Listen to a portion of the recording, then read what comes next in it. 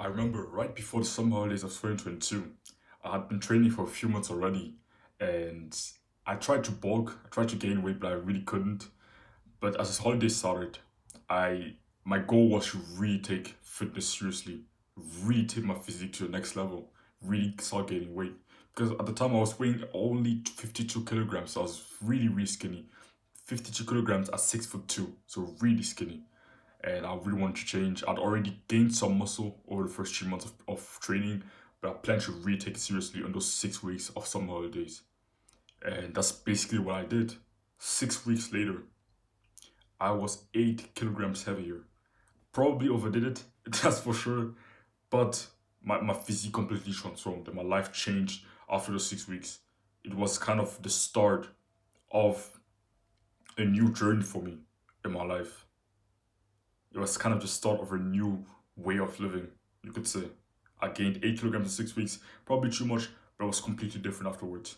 So I remember the first day that I kind of realized that I was starting to get jacked. My mom kind of told me to go buy some groceries at the grocery store, and I'm there. I'm kind of pissed, I'm lazy. I don't want to go do it, but I do it anyways. And as I'm wearing my shirt in front of a mirror to go to the grocery store. I noticed that I actually look jacked under my shirt. Even though I'm wearing a shirt, I still look pretty fairly athletic and muscular. And still, I wasn't that big. I was at 60 kilograms, at 6'2". I wasn't that big, but I felt like the biggest man on earth. I remember I was walking to the grocery store, like feeling like everyone was looking at me to a certain extent, even though they weren't. They didn't even care. But I still felt like that. So it really was a start of a new life for me. The first way I did that, and I managed to just kind of vanish and come back jacked, you could say, because I remember after those 6 weeks of summer holidays, came back to school, I was getting showered with compliments when it came to my physique. Everyone was just shocked by how I changed in such a short amount of time. Just 6 weeks ago, we saw each other, and I was that still fairly skinny. Now, 6 weeks later, I come back, and I look completely different. So everyone was talking about it to a certain extent, and I felt really, really, really proud of it. Extremely proud. And the first thing is I just ate a ton. To gain how much weight, you just need to eat a lot. Before that, I thought I was eating a lot because I was kind of working out a lot and I was still not losing weight. So I was kind of thinking, oh yeah, I'm probably eating a lot. I'm probably eating 3,000 calories a day. I wasn't. I was probably eating like something like 2,100, maybe even 1,900 to 1,800 per day. But after that, I started really, really eating a lot. Started really, really eating a lot. Like I would eat anything aside. I wouldn't track my calories. That's something I should have done. I tried tracking my calories on my fitness pal, something like that. But I didn't. I just ate everything I could get my hands on. I would often make like what's it called? Oatmeal. Like an oatmeal, I would put some milk in there. Then I would put some protein powder in my oat milk, and I would just kind of mix it up together and then put it in. Then just eat it like that, and it was really, really tasty. That was some of the meals that I was eating. Also, Greek yogurt. I was also put some protein powder in my Greek yogurt and just kind of eat it like that. And those were my kind of high protein, high calorie meal. You could say to a certain extent. And then I would just eat a ton of what my mom would make. My mom would cook, and I would just eat everything I could, as much as I could. I would serve myself, eat it, then serve myself again, and start eating again. And I just tried to eat as much as I could. And bulking, gaining weight wasn't that hard for me at the time because I was so skinny that so I didn't need to eat that much to be able to gain weight. In comparison to now bulking is actually really, really difficult. I need to eat like 3,900 calories per day. So bulking now has become a lot more difficult compared to then. But if you're still skinny, especially like how I was at the time, bulking should be fairly simple for you. Like, of course, it won't be easy, but it should be a lot easier than when you get fairly heavy. Now I weigh like 91 kilograms. I'm at over 200 pounds now. So I need to eat a lot to keep gaining weight. So I just ate a ton. Really forced myself. I didn't have a big appetite, so I would really, really force myself. But I knew why I was doing it. Really forced myself to eat a lot. What I could have done better is just tracking my calories. Just get like my fitness bar on my phone. It's like a free app and track my calories there. Because at the time I used to think that tracking calories was so difficult, so hard, and that's why I never did it. But I think if I did try to track my calories, it would have made a big difference and I would have made even more gains if I started tracking my calories then. That's something I could have done better, tracking my calories actually, and gaining weight at a slower rate but over a longer period of time. Because after the 6 weeks of gaining 8 kilograms in 6 weeks, I kind of still gained some weight, but fairly slowly, which I could have done differently. I'm gaining weight more what's the word? Periodically, you could say. So there were phases where I gained a lot of weight. Then there were long phases where I wasn't gaining any weight. And then there were phases where I was gaining a lot of weight. Then there were phases where I wasn't gaining a lot of weight. And that's definitely not the best way to go about it. It's way better to gain weight slower, but do it more consistently over a long period of time. So what I would have done differently, I would have started like a slow bulk, gaining 1 to maybe 2 kilograms per month, and aim to bulk without stopping for like at least a year, at least 6 months of consistent bulking and gaining like 2 kilograms per month. Because at the time I would gain 2 kilograms per month because at the time I was still a beginner. So I would have built a lot more. I was able to build a lot more muscle than I am now.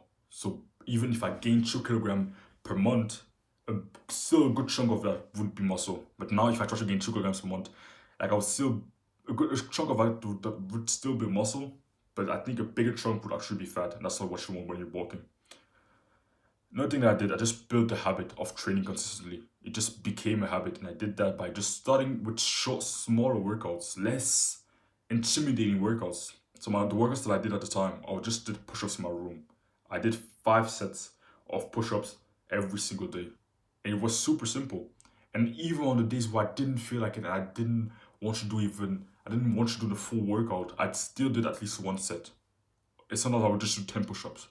And of course, you won't build muscle by doing 10 push-ups, but it reinforced the habit. It made sure that every single day, even when I didn't want to, I still did something. I just still did even a little bit. I still trained and did something instead of just having this all or nothing mentality where you just have to do a full workout, and if you can't do a full workout, you just do nothing. That's not the right way to go about it. And that's what I did before that.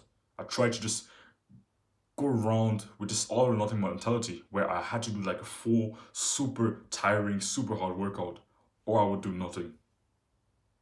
No, that's not the right way to go about it, in my opinion, at least. Another thing, I took sets failure. I took every set that I did, I took them to failure, and it kind of built this habit of just learning and understanding what true failure felt like. Right now, I'm not taking every single set that I perform to failure anymore. But at the time I did, and I think it was actually a good idea as a complete beginner to do so. Firstly, because I could recover from more, I could recover from more fatigue at the time because I was still a novice lifter, and I couldn't even generate that much fatigue because I was a beginner. And secondly, it was so important to know that, to kind of learn that skill of pushing myself to that point, to that extent, to failure. Because as a beginner, most beginners don't really have that ability to consistently, when they need to, take a set to complete failure and really push themselves hard and still use good technique. So I think it was a skill that I needed to learn. I'm really grateful that I did at the time. Another thing, I optimized my sleep. To be completely honest, I've been slacking on sleep recently. Like, I haven't been sleeping that well. And yesterday I started actually kind of building up the same sleep habits that I used to have in the past. Because recently, to be completely honest, I've been like on my phone in my bed, watching some random YouTube videos that don't serve me at all. And I think it's kind of like a complete waste of time. And I'm kind of sacrificing my sleep for some dopamine before bed. And that's not a good idea. That's never a good idea. I remember at the time, I would just, every day, I have like a night routine. Then I would go to bed and just sleep. I would go to bed at the same time every day. I would never like waste time on mindless entertainment and sacrifice my sleep for a few seconds of enjoyment, of entertainment on my phone. So it's extremely important to optimize your sleep. As a beginner, you might not notice and you might not realize how important it is, but it is extremely important. You don't build muscle whilst you're in the gym, you build muscle whilst you're recovering from your training. And pretty much the most important pillar of recovery is your sleep. How well you sleep, how long you sleep. And the best tips that I can give you for sleep is basically allocate more time to bed. I allocate between 8.5 to 9.5 hours to bed every night, simply because spending 8 hours in bed doesn't mean you slept for 8 hours. No. If you spend 8 hours in bed, you slept for like 7, 6.5, 6 hours, 5.5 hours, depending on how good the quality of your sleep is. So if you want to get 8 hours of sleep, you need to spend 9.5, 10 hours in bed. That's pretty much the best tip I can give you to actually optimize your sleep. Just allocating more time to it. And then just going to sleep at the same time, waking up at the same time, having like a sleep routine. That's the best tip I can give you. So yeah, that's it for the video. Hope you found this valuable. If you want my help for free, then just click the first link in the description. And yeah, don't worry if it's compared. Chase it.